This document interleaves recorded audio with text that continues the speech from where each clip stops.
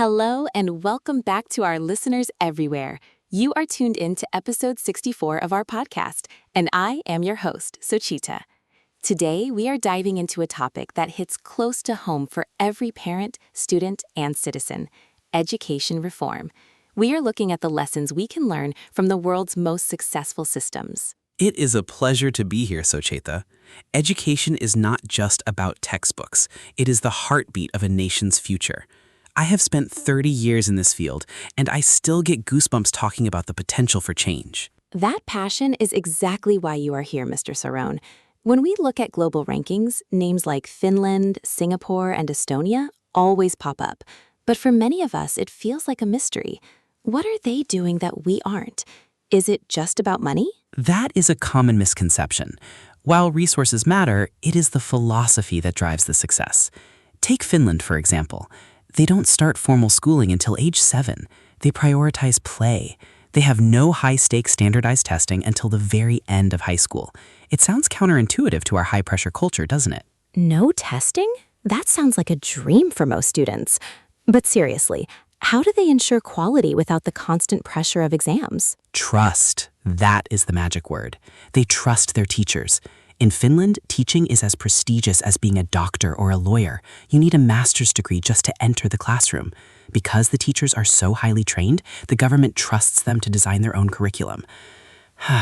Imagine the dignity that brings to the profession. I can only imagine. Here, teachers often feel like they're just following a script. It must feel so empowering to actually be the architect of a child's learning journey. But what about the other side of the world? Singapore is famous for its results, but they have a very different reputation. Nodding. Singapore is often seen as the pressure cooker, but what people miss is their recent shift. They realize that high scores don't always mean happy or innovative citizens. Enthusiastically, they are now moving towards learn for life. They are reducing exam loads to make room for joy of learning. It is a massive cultural shift for an Asian powerhouse. Thoughtfully, joy of learning. That phrase feels so heavy with meaning. Sadly, I remember being a student and feeling like I was just a number, a grade on a paper. It felt like my worth was tied to a percentage. Do these successful systems address the emotional well-being of the kids? Tenderly. Absolutely. In Estonia, which is now the top performer in Europe, they focus heavily on equity. They ensure that the poorest child has the same access to high-quality digital tools and extracurriculars as the wealthiest. Determinately. When a child feels seen and supported, their brain is actually more capable of learning. We cannot separate the heart from the head in education. That is a powerful sentiment.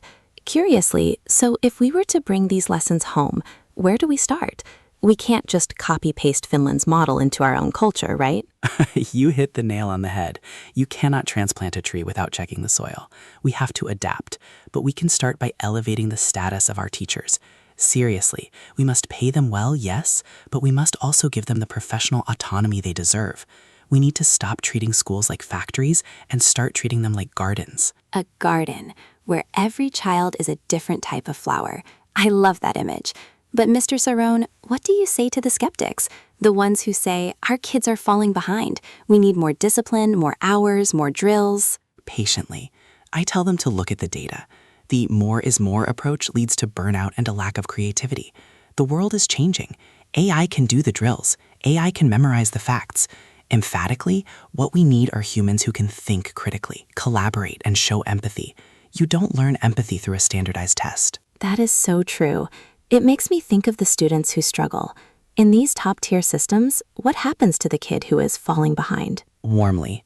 In a system like Canada's, specifically Ontario, they have a massive focus on special education integration. They don't hide those kids away.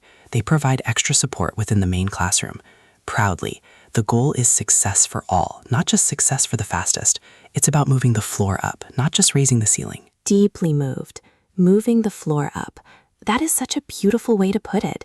It feels like we are talking about a reform of the soul, not just the syllabus. Knowingly. It is exactly that, Socheta. It requires courage from policymakers to stop looking at short-term data and start looking at long-term human flourishing. Optimistically, I see glimmers of hope every day in our local classrooms, where teachers are trying new things, even within the old system. That gives me so much hope. As we wrap up this episode, if you could give one piece of advice to a parent listening right now who wants to support this kind of reform, what would it be? Earnestly, advocate for your child's curiosity, not just their grades. Talk to your teachers as partners, not as service providers. Softly. And remember, the most important thing a child can learn is that they are capable of learning anything. What a perfect note to end on. Mr. Sarone, thank you for sharing your wisdom and your heart with us today.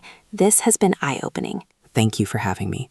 Let's keep the conversation going. And thank you to our listeners. This was episode 64. Remember, education is a journey we are all on together.